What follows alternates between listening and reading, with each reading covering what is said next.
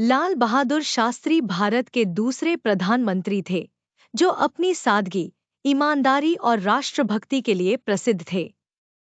उन्होंने अपने जीवन में कई कठिनाइयों का सामना किया लेकिन कभी भी सिद्धांतों से समझौता नहीं किया। उनका पूरा जीवन एक प्रेरणादायक कहानी है। बाल्यकाल और शिक्षा। लाल बहादुर शास्त्री का जन्म 2 अक्टूबर 1904 को उत्तर प्रदेश के मुगलसराय में हुआ था।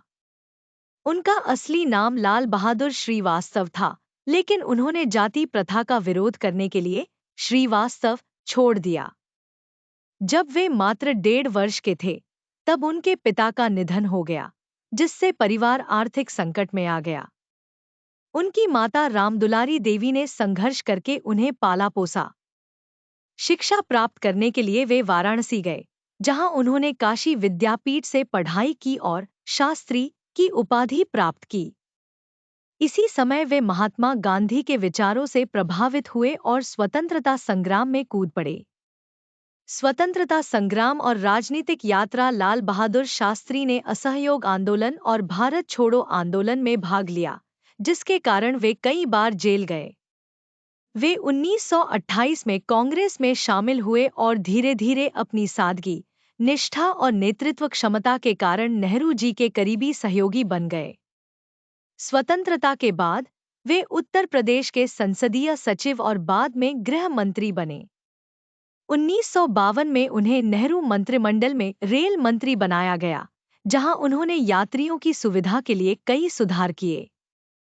जब एक रेल दुर्घटना हुई, तो उन्होंने नैतिक जिम्मेदारी लेते हुए इस्तीफा दे दिया, जिससे उनकी ईमानदारी की मिसाल कायम हुई।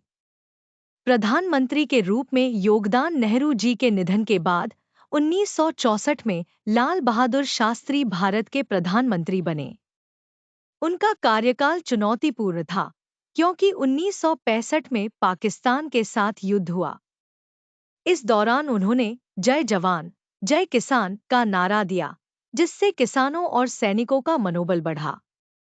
ताशकंद समझौता और रहस्यमयी मृत्यु। 1965 के युद्ध के बाद सोवियत संघ में ताशकंद समझौते पर हस्ताक्षर करने के बाद 11 जनवरी 1966 को उनकी रहस्यमयी मृत्यु हो गई। आज भी उनकी मृत्यु को लेकर कई सवाल उठाए जाते हैं।